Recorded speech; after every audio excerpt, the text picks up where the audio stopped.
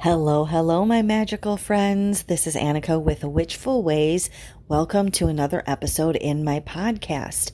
So, as you guys know, or maybe it's the first time that you're listening to me and you don't know, I am a regular witch that lives a magical yet regular life in a regular house that tends to have background noise, like dogs barking and birds tweeting.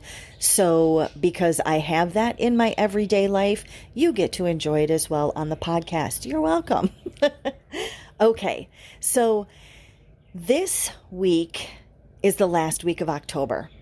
So that means we're going to talk about Samhain, right? Why would we not talk about Halloween and Samhain in the last week of October? So that's what we're going to do. We're going to talk about what it is.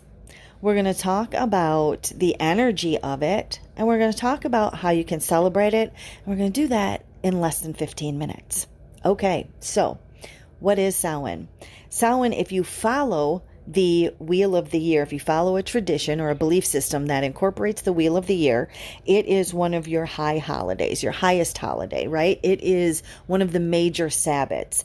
It tends to be called the Witch's New Year because the Wheel of the Year turns at that point, right? So that means that it's a whole new year, kind of like us, the rest of us going and flipping from December into January into the new, year number. Lot of resolutions get made by witches now, and we take resolution, that kind of thought of it a little bit differently than most people do on New Year's Eve, but we'll go into that in just a minute. So it is one of the highest holidays. Here's the thing is, we all know Halloween. We've heard Halloween, right? We all know and love Halloween. And then we have All Hallows Eve. We've all probably heard that and heard them being interchanged, Halloween and All Hallows Eve. Now there's Samhain.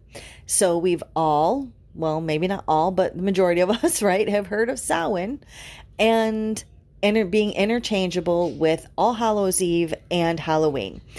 And I want to let you know first that those are three individual things. Yes, they are. Three individual things. All Hallows, Halloween in and of itself is kind of its own separate mainstream holiday, right? That is on October 31st. Okay. All Hallows Eve is October 31st. It is the eve before Samhain, right? So Halloween and Samhain are two different days. All Hallows Eve and Halloween are the same day, October 31st.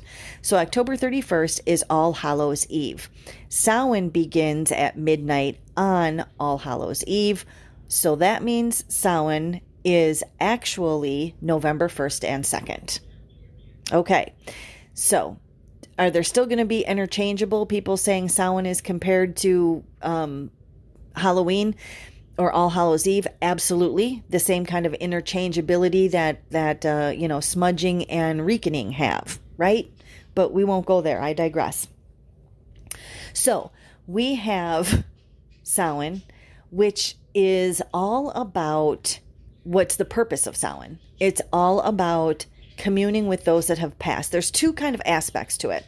One is communing with those that have passed. So we talk to the dead, right? We connect and commune with the dead. We honor the dead. We honor those that have passed before us. We release those that have passed before us. We release ourselves of feelings and issues that we have regarding people that have passed before us. So that means that this time tends to have some shadow work that goes with it. So what is shadow work? Shadow work is working through and resolving issues that are kind of those things that we hold down and push down, right? That we don't want to deal with a lot of time. They kind of are pushed into the shadows. We pull those out and begin to deal with them. During this time of Samhain, especially with feelings of remorse, regret, anger, hatred, any of those kind of things that we had towards anyone that has passed before us. we release ourselves of those things, because that is impeding us. Those kind of feelings, we put those on ourselves. Nobody else put those on us. We put those upon ourselves, and it really pulls down your vibration level, right? Like it just kind of sinks you all the way down. When you start getting rid of those things, your vibration goes up, you start kind of feeling better, you start having a better outlook, and things begin to kind of look rosy again. So the shadow work can oftentimes lead to great breakthroughs. But during this time of Samhain season, especially when it has to do with resolution and letting go of things that are holding on to people that have passed over and crossed over, because we don't get to carry that over into the next life, which is a good thing. And by the next life, I'm talking about being on the other side. When we cross over, we don't carry those things with us, right? We resolve ourselves of them. All those egotistical things just kind of fall away, and we have nothing but love on the other side. So for us on this side as humans to continue to carry those feelings of guilt and remorse and shame and whatever it may be regarding somebody that's crossed over, that's just putting just useless stuff on ourselves, because there's really nothing that resolves of it, and they don't have those, right? Like we can't continue to be like, they're on the other side and I'm going to let them know that I'm still mad at them. Like they don't care, right? They're in a place of love and have moved past it and learned their lessons of it, but that's for a whole nother thing.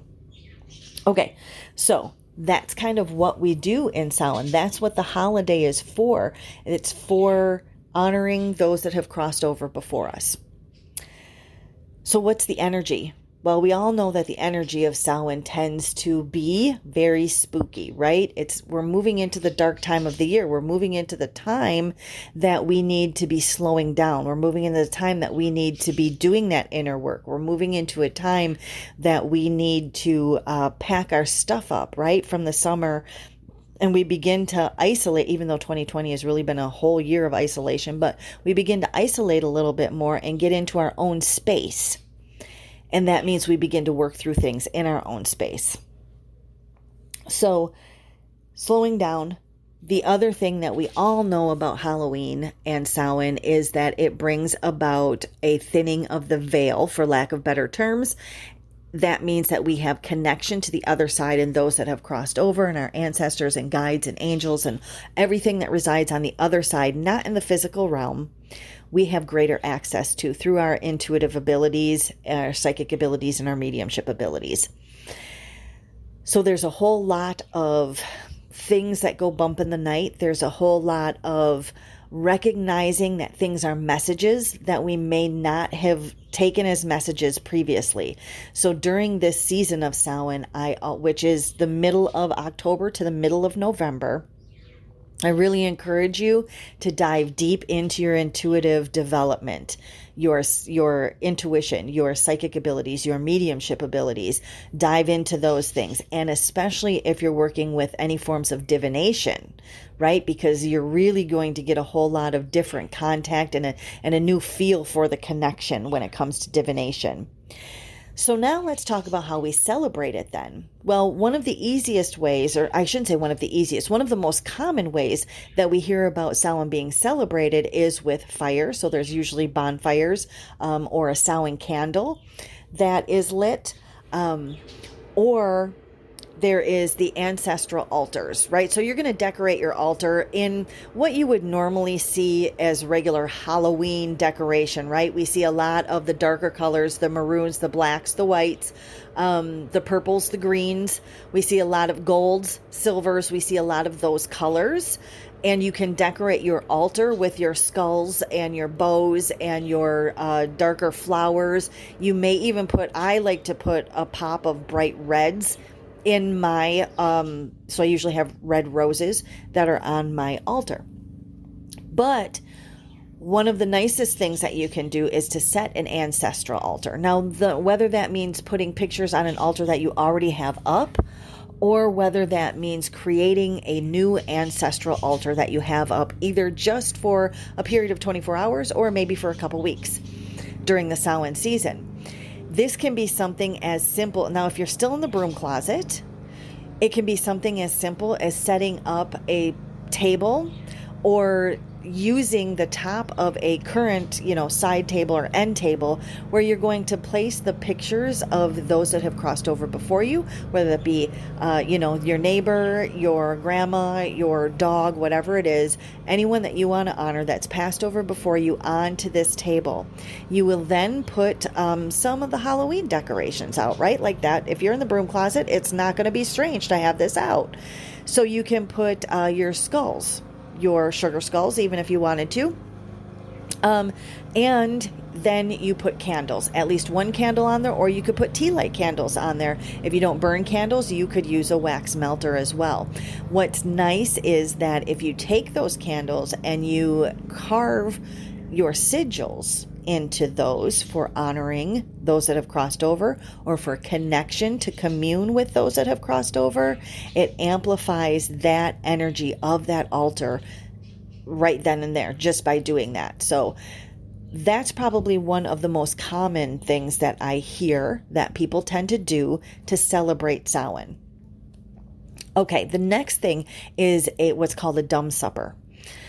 You create a feast. Doesn't have to be a huge feast, but you create a nice meal. You sit down and you put place mats down or place settings down for the people that have crossed over before you. So for your ancestors. This is usually done for people that have crossed over in the last year's cycle. So from last Halloween to this Halloween, or last Samhain to this Samhain. Those are the place settings that you put out. Again, it's like asking them to come and have an evening with you to kind of mull through memories and to release and let go of things that no longer serve you, that you want to let go with them. But it still gives them honor. Doesn't really mean that they go anywhere. They're still around you all the time, but that's called a dumb supper. And the last one, of course, for celebration, like I said, a lot of times there's bonfires or candles, a specific candle that you create or that you imbue with energies for honoring and connecting and communing with those that have crossed over, for those on the other side. And of course, the last one is divination. So I hear a lot of witches that have wine and Ouija parties. And everybody has their own opinions about it in general, right? Divination in general. But if you are working on your intuitive skills, or in divination forms, if you're thinking about maybe starting to work with a pendulum or looking into, scrying or whatever it is, mid-October to mid-November, perfect time to start in with that, because you have a very good connection. It's more easily connected to the messages that are coming through. You can recognize them as messages. They're always coming through all year long, right? All the messages are coming through to you all year long, all the time. It just happens to be during 2 times in the year that you are more sensitive to them. One being Samhain, which is this time of the year. The other being May or Beltane, which is the springtime. The beginning of May, which is directly opposite the wheel of the year. If you follow the wheel of the year, that is another time when the veil is as thin as it is right now.